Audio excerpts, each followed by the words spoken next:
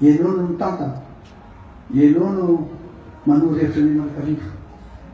Koa raha hiatrika izany fifananana izany zahay, dia manantena fa hibata fandresena, ary manantena fa hiaradia aminay manakarivo ianao, ka miandany aminay.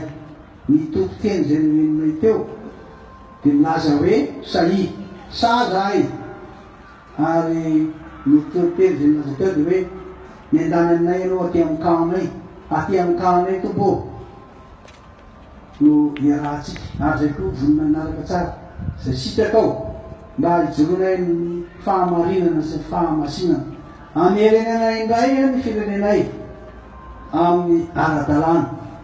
Sy fotoana lasy zahay ranomaso ary alahelo mamitronana taminay, fa izao koa zay tena mitraka ary voninkiady hibata ny fandresena. Amin'ny anaran'Andro Jesosy nangatana izany. Amen.